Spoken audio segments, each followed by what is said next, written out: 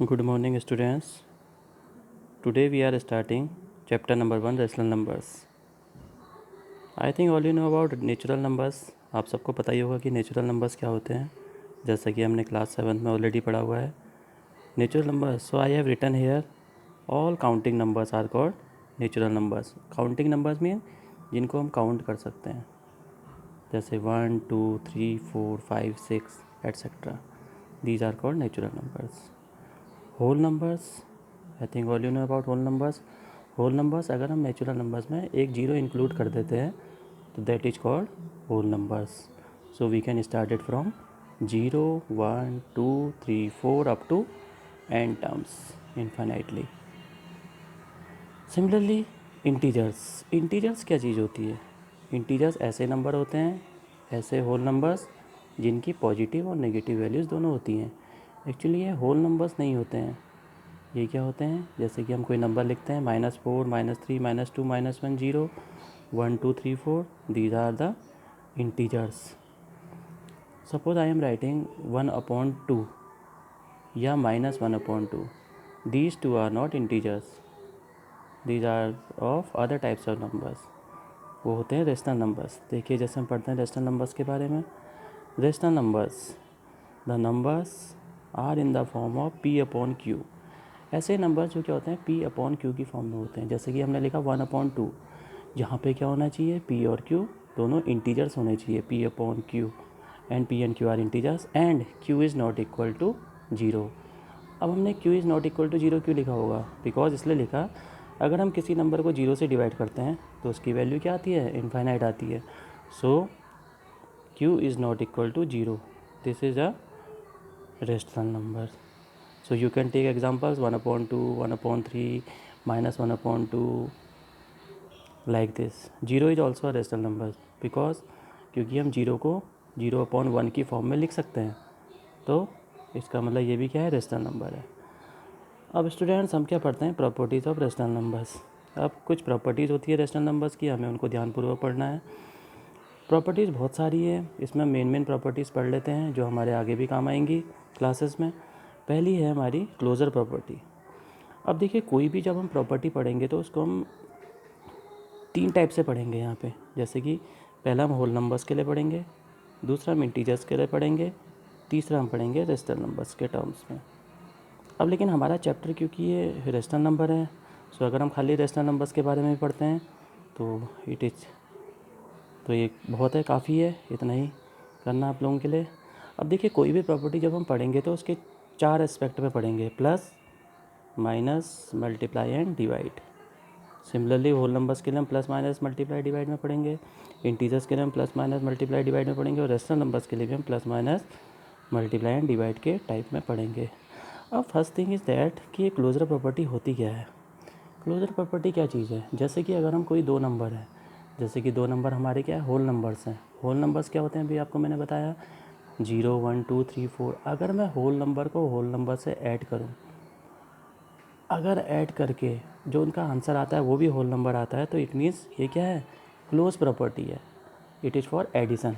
Similarly we can take a example. जैसे कि देखिए एडिशन मैंने लिखा हुआ है 0 + 2. अब 0 क्या है? होल नंबर है. 2 क्या है? होल नंबर है. तो 0 और 2 का सम कितना है? 2. ये भी होल नंबर है. तो इसका मतलब ये कौन सी प्रॉपर्टी है? ये होल नंबर क्या होते हैं? क्लोज्ड होते हैं. सिमिलरली अब देखिए मैंने आपको बताया था यहाँ पे कि हम कोई भी नंबर को पढ़ेंगे तो 4 एस्पेक्ट में पढ़ेंगे: प्लस, माइनस, मल्टीप्लाई, डिवाइड. अब देखिए प्लस में तो हमने प्रूव कर दिया कि ये क्या है? क्लोज्ड हो गया. सिमिलरली फॉर सब्ट्रैक्शन अब हम क्या कर सकते हैं? 0 - 2 = -2. अब देखिए 0 होल नंबर है, 2 भी होल नंबर है, बट इनका जो आंसर है -2, ये कोई होल नंबर नहीं है. सो हम क्या कह सकते हैं कि माइनस में ये क्लोज्ड नहीं होता है, क्योंकि -2 क्या है? इंटीजर है, ना कि होल नंबर है. Similarly for multiplication we can multiply 0 × 2. यहाँ 0 होल नंबर है, 2 होल नंबर है, तो आंसर भी क्या आ रहा है? होल नंबर आ रहा है. तो इसका मतलब ये क्लोज्ड होगा. इसी प्रकार से डिवीजन के लिए देखें तो 0 / 2 = 0 आ रहा है, होल नंबर है. बट अगर मैं नंबर लूँ 3 / 2, देखो 3 भी होल नंबर है, 2 भी होल नंबर है, बट उनका जो आंसर आ रहा है 3/2. 3/2 होल नंबर नहीं है. तो इसका मतलब ये क्लोजर प्रॉपर्टी को फुलफिल नहीं करता है. तो हम क्या कर सकते हैं कि एडिशन में क्या है, क्लोज है होल नंबर्स, सब्ट्रैक्शन में क्या होता है, नहीं होता है क्लोज्ड प्रॉपर्टी, मल्टीप्लिकेशन में क्लोज्ड है, डिवीजन में क्लोज्ड नहीं है। तो इसी प्रकार से बच्चों आपकी बुक में सब कुछ दिया हुआ है, आप देख सकते हैं एनसीईआरटी में। जैसे कि मैंने खाली होल नंबर का एग्जांपल लिया, उसमें इंटीजर्स भी दिया होगा इसके बाद क्लोज प्रॉपर्टी के लिए। ऐसे ही क्लोजर प्रॉपर्टी के लिए इसमें इंटीजर्स के बाद इसमें रेशनल नंबर्स भी दिए हैं। तो इनको आप अपनी बुक से अपने आप हल कर सकते हैं, सॉल्व कर सकते हैं। अगर कहीं कोई प्रॉब्लम हो तो आप पूछ सकते हैं कि कहाँ से क्या आया करके। अब देखिए दूसरी प्रॉपर्टी होती है कम्यूटेटिव प्रॉपर्टी। कम्यूटेटिव का मतलब क्या है, अगर कम्यूटेटिव में जैसे कि हमने दो नंबर लिए a प्लस बी, तो उसका उल्टा b प्लस ए बी क्या होना चाहिए, इक्वल होना चाहिए। ये तो मैं खाली एडिशन की बात बता रहा हूँ। अब देखिए फिर से वही बात आ गई, मैंने कहा था कोई भी प्रॉपर्टी को हम चार टाइप से पढ़ेंगे, plus minus multiply and divide. So अगर हम यहाँ पे लेते हैं commutative property for rational numbers, अब मैं खाली रेशनल नंबर्स को लेके चल रहा हूँ, इंटीजर्स और होल नंबर आप अपनी बुक से कर लीजिएगा। जैसे कि मैंने लिखा है एडिशन के लिए, देखो चार टाइप से पढ़ेंगे हम एडिशन। एडिशन के लिए अगर मैं लिखता हूँ 1/2 प्लस 1/3, ये रेशनल नंबर्स हैं, आपको पता ही है क्योंकि ये P/Q की फॉर्म में, इज इक्वल टू 1/3 प्लस 1/2 होगा नहीं होगा, होगा, ऑफकोर्स बात है कि होगा। अगर हम इन दोनों को लेफ्ट हैंड साइड ऐड करें और राइट हैंड साइड भी ऐड करते हैं तो दोनों का इक्वल ही आएगा। तो इसका मतलब हम क्या कह सकते हैं, देखिए कि ये कम्यूटेटिव प्रॉपर्टी को फुलफिल कर रहा है अंडर एडिशन। ऐसे ही हम सब्ट्रैक्शन के लिए लिखें 1/2 माइनस 1/3। अब एक बात बताओ बच्चों, 1/2 माइनस 1/3 1/3 माइनस 1/2 के बराबर हो सकता है? कभी नहीं हो सकता है, क्योंकि एक की वैल्यू पॉजिटिव आएगी तो दूसरे की नेगेटिव आएगी, यानी कि left hand side right hand side के इक्वल नहीं है। तो इसका मतलब ये कम्यूटेटिव नहीं है। मल्टीप्लिकेशन में हो सकता है, मल्टीप्लिकेशन जाहिर सी बात है कि होगा ही, क्योंकि हम अगर प्लस को माइनस से मल्टीप्लाई करते हैं फिर माइनस को प्लस से मल्टीप्लाई करते हैं तो आंसर क्या आएगा, left hand side right hand side के बराबर होगा। देखो हो रहा है 1/2 into minus 1/3 is equal to minus 1/3 into 1/2, यानी A into B equal to B into A. So ये कम्यूटेटिव प्रॉपर्टी को होल्ड करेगा। सिमिलरली अंडर डिवीजन अगर हम देखें तो डिवीजन के लिए क्या हो जाएगा, 1/2 डिवाइड बाई 1/3। अच्छा एक चीज़ बताओ, अगर मैं किसी नंबर को, पहले नंबर को दूसरे से डिवाइड करता हूँ और दूसरे को पहले से डिवाइड करता हूँ तो आंसर सेम आएगा? कभी भी नहीं, ये कभी भी सेम नहीं हो सकता है। तो इसका मतलब कम्यूटेटिव प्रॉपर्टी ये नहीं होगी, ये मतलब डिवीजन में फुलफिल नहीं करेगा। अब आ जाते हैं हम नेक्स्ट प्रॉपर्टी आपकी एसोसिएटिव प्रॉपर्टी। एसोसिएटिव में बच्चों क्या होता है, a प्लस बी। अब इसमें हमें तीन नंबर्स लेंगे a b और c। अब देखो इसको भी हम चार एस्पेक्ट में पढ़ेंगे, खाली मैं रेशनल नंबर्स के लिए लेके काम कर रहा हूँ, बाकी आप अपनी बुक से कर सकते हैं। एडिशन के लिए मैं कर सकता हूँ 1/2 प्लस 1/3 प्लस 1/4 मैंने लिखा है, देखिए इजिकल टू 1/2 प्लस 1/3 प्लस 1/4। जब मैंने इसको सॉल्व किया तो देखिए 13/12 इक्वल टू 13/12 आया है। तो इसका मतलब एडिशन के लिए एसोसिएटिव होता है, लेफ्ट हैंड साइड क्योंकि राइट हैंड साइड के बराबर है। तो हम कह सकते हैं कि एडिशन क्या होता है, एसोसिएटिव प्रॉपर्टी को फुलफिल करता है। सब्ट्रैक्शन में आप देख सकते हैं सब्ट्रैक्शन कभी फुलफिल नहीं कर सकता है, क्योंकि देखो एक साइड हम माइनस ले रहे हैं, दूसरी साइड अगर माइनस हम अंदर ले लें। अच्छा इसमें आप एक चीज़ ध्यान रखिएगा कि जो आप ब्रैकेट सॉल्व करते हैं तो उसमें बॉड मास का रूल लगता है, पहले आपको पता ही होगा क्योंकि हम पहले ब्रैकेट को सॉल्व करेंगे। Bracket of divide multiply add subtract, this is called BODMAS. तो हम पहले ब्रैकेट सॉल्व करते हैं। अब आपने यहाँ ब्रैकेट सॉल्व करा, देखिए 3/4 प्लस 5/2 किया तो आपने कितना आ गया आपका। तो इस प्रकार से आपको इसको सॉल्व करना है, ठीक है। तो आप इसको कर सकते हैं।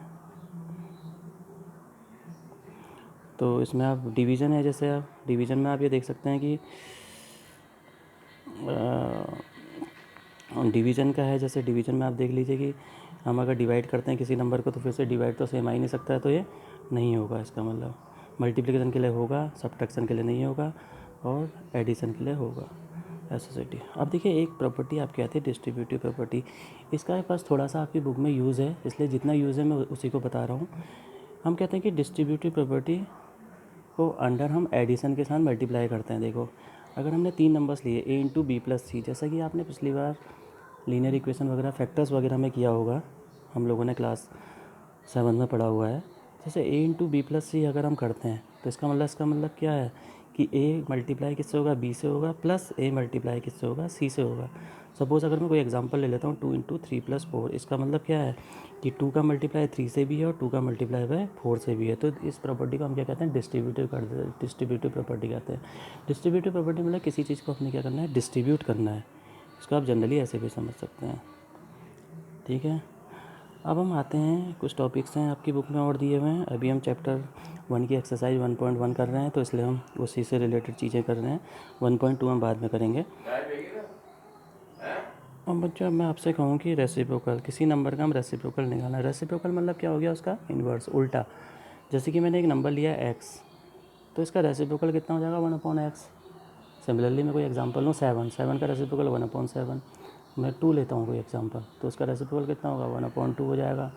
तो इसको हम क्या कहते थे, रेसिप्रोकल कह देते हैं। यही चीज़ें हमारी मल्टीप्लिकेटिव इन्वर्स भी कहलाती हैं एक्चुअली। देखिए मल्टीप्लिकेटिव इन्वर्स में क्या है, the number which is the reciprocal of given number is called its multiplicative inverse. जैसे मैं कहूँ 7 का मल्टीप्लिकेटिव इन्वर्स, तो आप क्या लिखेंगे, 1/7। जैसे मैं कहूँ -7 का मल्टीप्लिकेटिव इन्वर्स क्या होगा। मल्टीप्लिकेटिव इन्वर्स का मतलब समझिए, तो मल्टीप्लाई का उल्टा क्या होता है, डिवाइड। मतलब उसको हमने डिवाइड की फॉर्म में लिख देना है, तो यानी मीन्स 1/7 या -1/7। एडिटिव इन्वर्स क्या चीज़ होती है, एडिटिव इन्वर्स मतलब ऐड का उल्टा क्या होता है। ऐड का अगर हम रेसिप्रो उल्टा लेके कर चलें तो क्या होता है, प्लस का उल्टा क्या लेते हैं, माइनस लेते हैं। तो इसलिए जिस नंबर का आपको एडिटिव इन्वर्स निकालना है, तो सिंपल सी मैं आपको एक चीज़ बताऊँ, उसके आगे माइनस लगा दीजिए। और अच्छा, और अगर नंबर आपका माइनस में दिया हो तो आप कैसे क्या निकालेंगे, उसका एडिटिव इन्वर्स को प्लस में लिख लीजिएगा। जैसे कि यहाँ +7 दिया है, तो हमने उसको -7 किया। अगर -7 दिया होता तो उसका एडिटिव इन्वर्स क्या हो जाता, +7 हो जाता।